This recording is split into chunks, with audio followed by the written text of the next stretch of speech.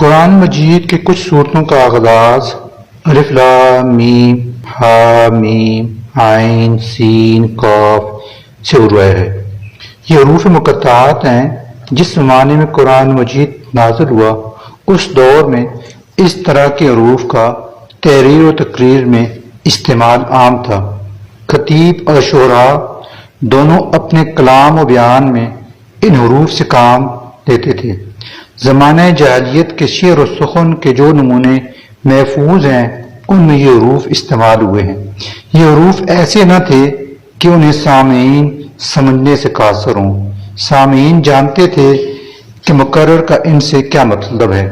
قرآن مجید میں حروف مقطعات کے استعمال پر اس زمانے میں کسی نے بھی اعتراض نہ کیا۔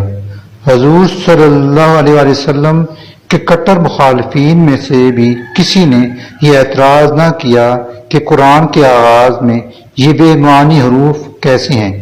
صحابہ کرام رضوان اللہ علیہم اجمعین سے بھی اس بارے میں کوئی روایت منقول نہیں کہ انہوں نے حضور صلی اللہ علیہ وسلم سے ان حروف کے معنی پوچھے ہوں۔ اس سے ثابت ہوتا ہے کہ اس زمانے میں بولنے اور سننے والے ان حروف کے معنی جانتے تھے۔ بعد کے زمانے میں آہستہ آہستہ ان حروف کا استعمال کم سے کم ہوتا چلا گیا، حتیٰ کہ بالکل ہی ختم ہو گیا۔ اس بنا پر مفسرین کرام کے لیے ان حروف کے معانی متعین کرنا مشکل ہو گیا۔ ایک بات یہاں ہے کہ نہ تو ان حروف کا مفہوم سمجھنے پر قرآن سے ہدایت حاصل کرنے کا انحصار ہے، اور نہ ہی یہ کہ اگر کوئی شخص ان کے معنی نہ جانے گا تو اس کے راہ راست پانے میں کوئی نقص رہ جائے گا۔ لہذا عام قاری ان کے لیے ضروری نہیں کہ وہ ان کی تحقیق میں سرگرداں ہو۔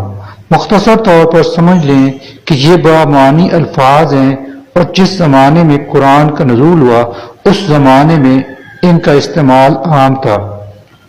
سامعین اور ناظرین ان کے معنی جانتے تھے۔ یہی وجہ ہے کہ قرآن اور صاحب قرآن کے سخت مخالفین میں سے بھی کسی نے ان حروف پر اعتراض نہیں کیا۔